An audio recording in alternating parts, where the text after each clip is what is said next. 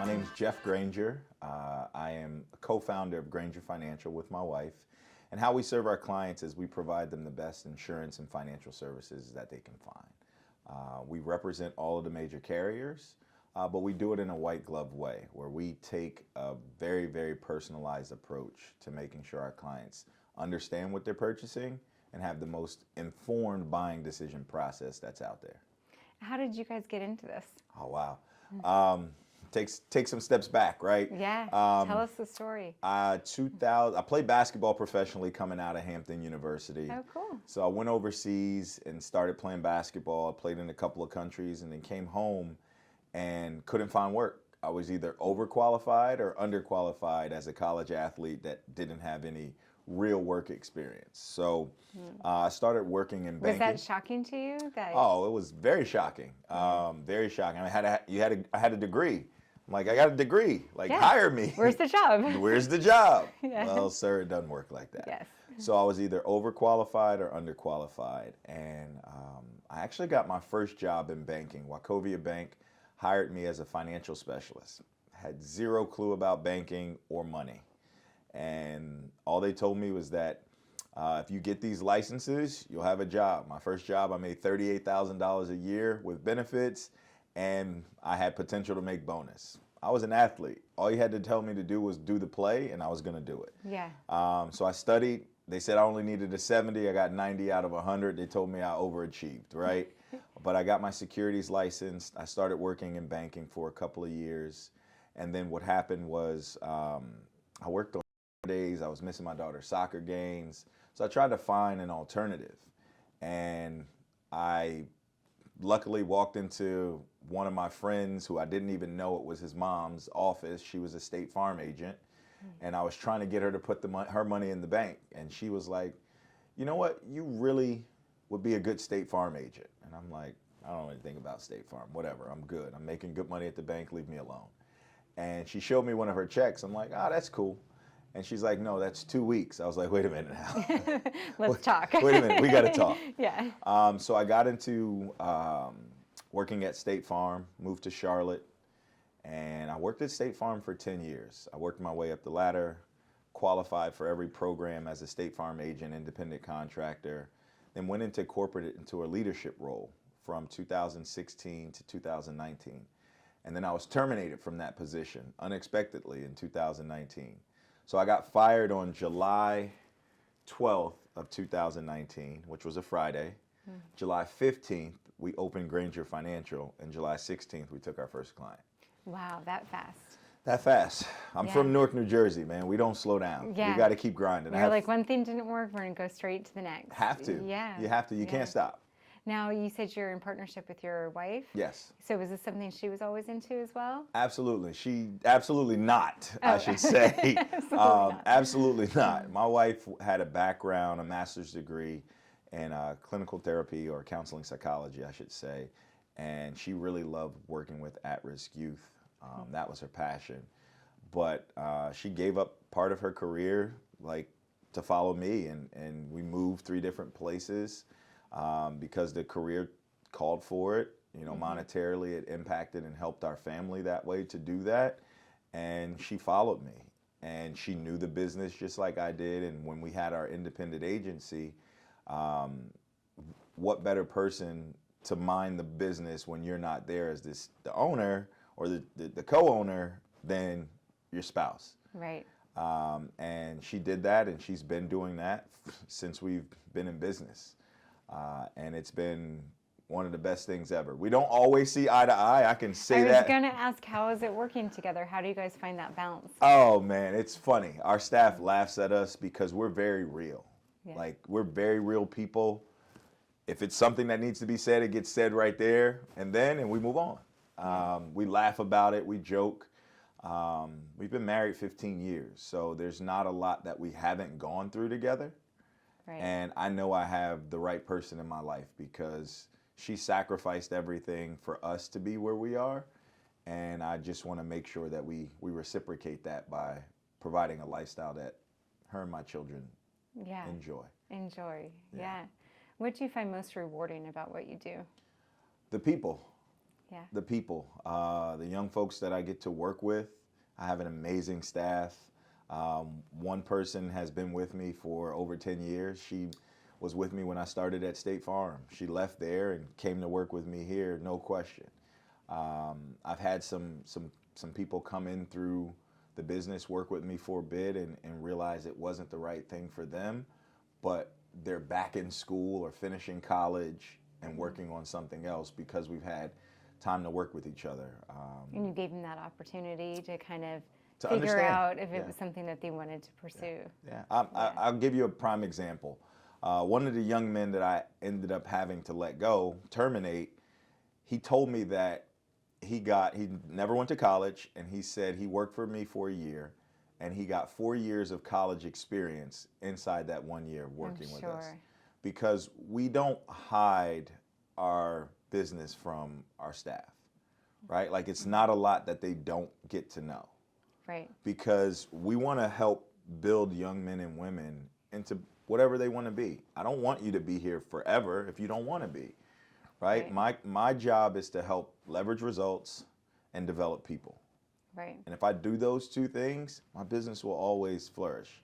Yeah. I've never had an employee problem. We've never had an employee problem because we know how to help build people, and we build great relationships with them. Right, and coaching and mentoring. Oh, that's the number one thing that we do. It's huge, yeah. I actually want to back up for a minute to when you were talking about the person who brought you on at State Farm. Was she kind of your mentor through that process? She wasn't. She was. She brought me in. She was a good. And good she woman. definitely saw something in you. Yeah, she saw something in me yeah. for sure. But she was not a mentor through the process. One of my mentors was a guy that hired me. His name was Butch English, one of the best leaders I've ever known. And he gave me the opportunity to become who I am today by teaching me that you have to put people in hot water. Yeah. And make them harden the egg a little bit, right? But you coach them through that process.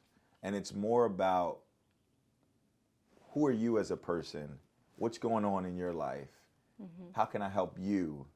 And the business will take care of itself. Right. And I think that's where a lot of people miss. They focus solely on the business, that they miss the person. Right. And kind of understanding how they learn best and how they Yeah. operate best and what makes them Makes them go. Yeah. Because everyone isn't motivated by money. Yeah. Society tells us it is, But it's not true for but everybody. it's not true. Yeah. I understand not true. that. Yeah. Yeah. What challenges are you seeing these days in the financial world, and how is that impacting your business, and how do you overcome those challenges? So we don't typically see challenges, right? We Yeah. call challenges OTEs, opportunities to excel. But I will Okay. say that the insurance industry has faced unprecedented challenges over the last couple of years with COVID, right?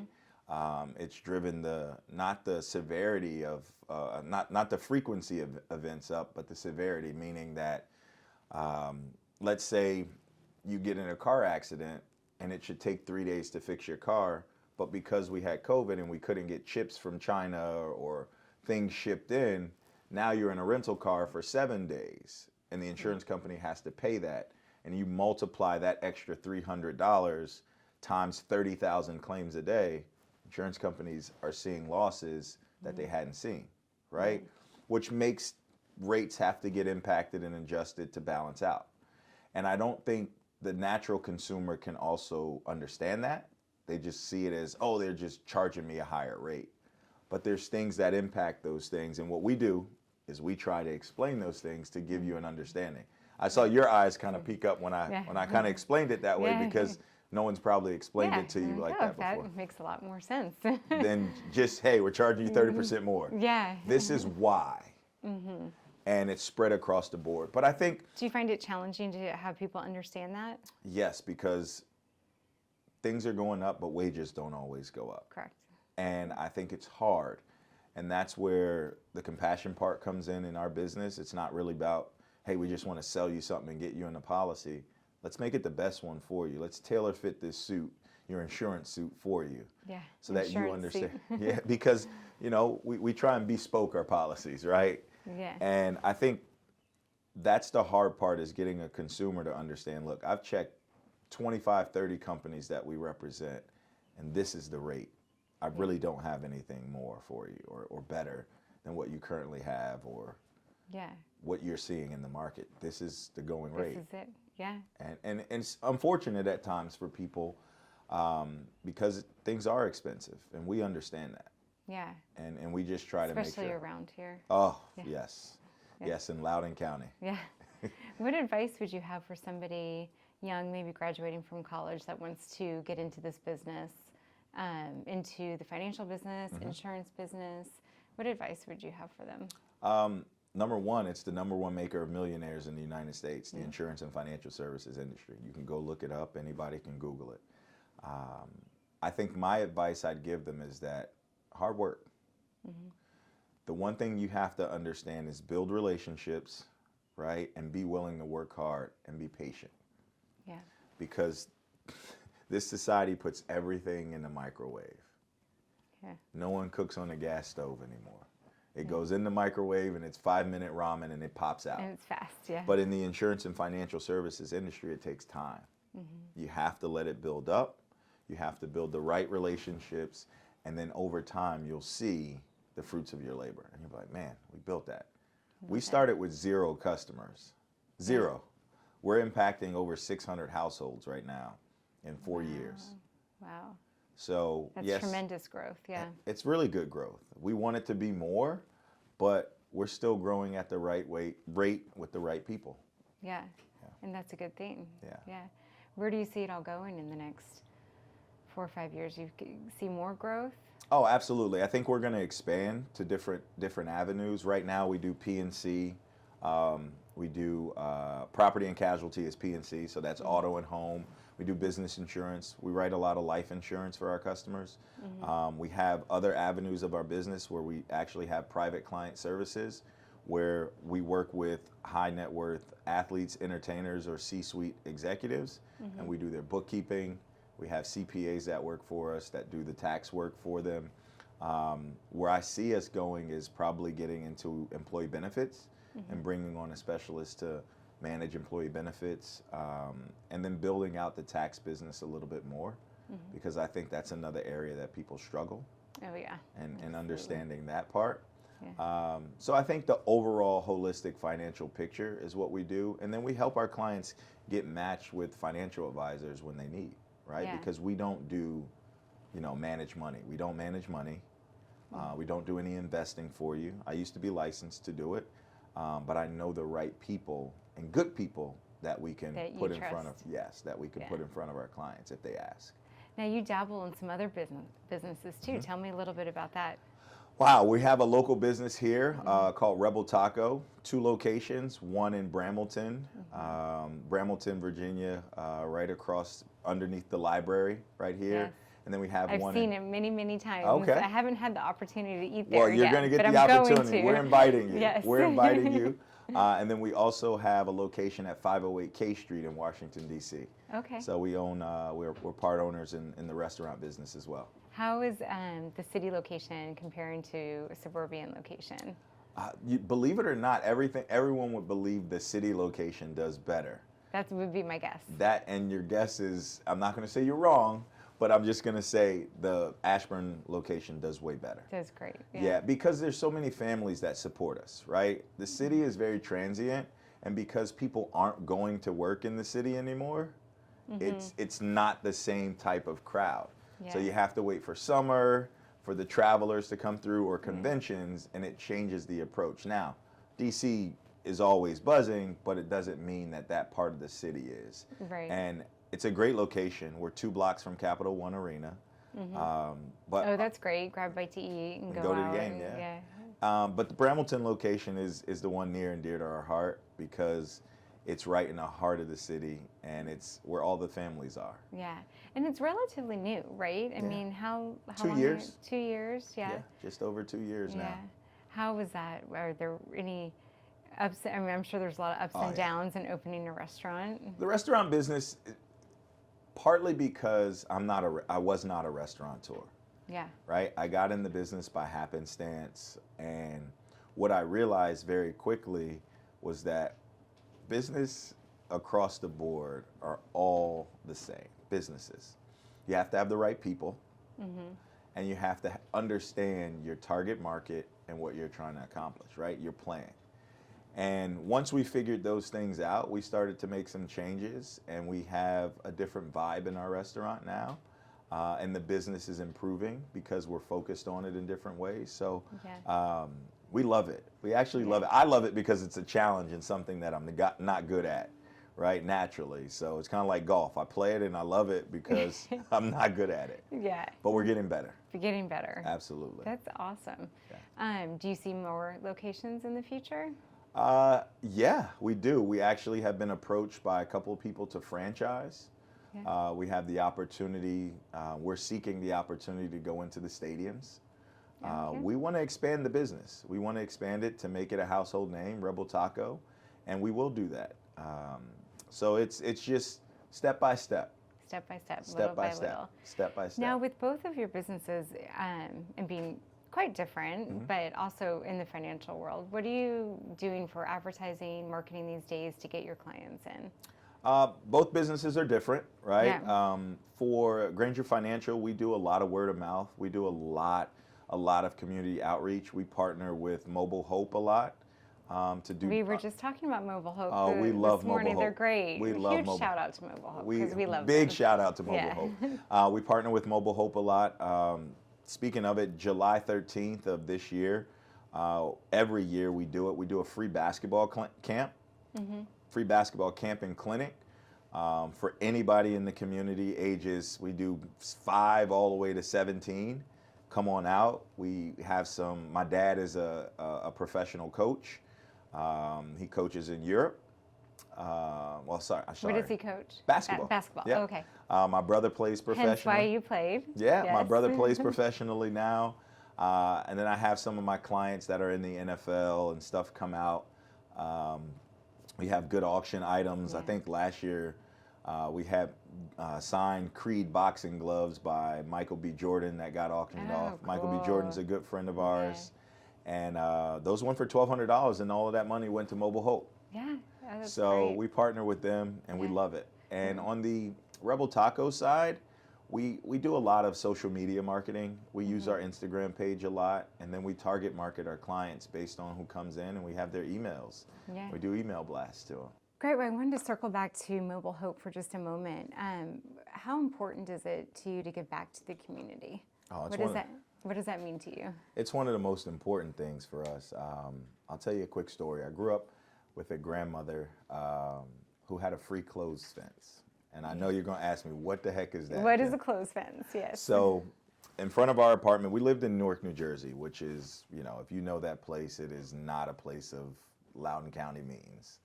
And we used to have people donate clothes to, my grandmother had them donate clothes, and we would wash every stitch of the clothes, and we used to have to put them out on the fence at night.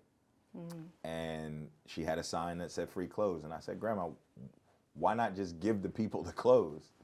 She said, when you give them to people, sometimes it takes a part of their dignity or they don't want to accept it.